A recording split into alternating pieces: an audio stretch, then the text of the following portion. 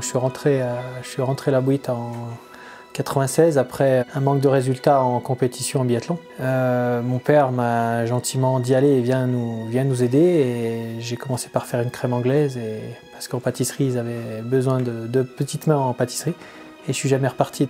Je suis né à Moutier, à 20 km de Saint-Marcel. Toute la famille habite dans le village de Saint-Marcel. Et après, j'ai toujours dit à mes parents, jamais je ferai ça, quoi. Jamais je viendrai avec vous. Alors, j'en ai pas souffert du tout. J'ai vraiment eu une enfance très heureuse, très normale, très nature, que ce soit les gens qui m'entourent. Beaucoup voyagé, j'ai rencontré beaucoup de personnes, des gens d'un autre monde que la cuisine. Et j'ai dit à ma mère, si j'ai le choix, je ferai pas d'hôtellerie, quoi.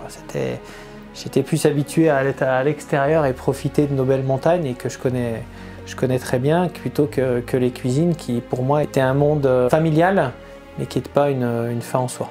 Et aujourd'hui, le sport m'a permis de manager, c'est des grands mots, c'est des choses, nous on est beaucoup plus simple que ça, mais au moins de s'entourer de personnes qui sont sensibles à notre art de vivre et qui le font partager à nos clients. Et ça, pour moi, c'est plus important qu'un CV.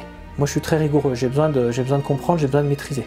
Une fiche recette, moi, même si c'est la fameuse escalope foie gras que mon père a inventée en 80, quand je suis rentré en cuisine, j'avais besoin de savoir combien il fallait de farine, combien il fallait d'œufs et combien de temps il fallait les cuire.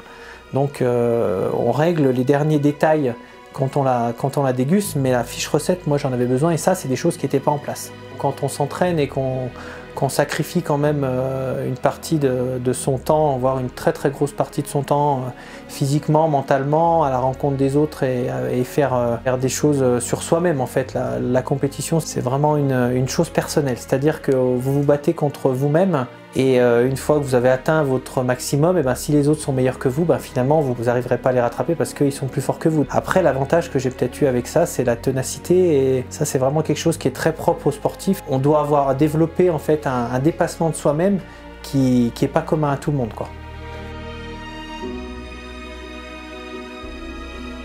J'ai deux garçons, moi, Oscar et Calixte, et j'ai mon premier qui a attaqué la cuisine en septembre il y a un an, qui a été piqué par le virus, lui, et qui a vraiment décidé de le faire. En fait, c'est ce que moi j'ai pas voulu faire. Pour mon père, c'est quelque chose d'assez génial de voir que la maison est entre bonnes mains, et que peut-être pour le futur, on sera à ses côtés, et son premier supporter, ça sera mon père.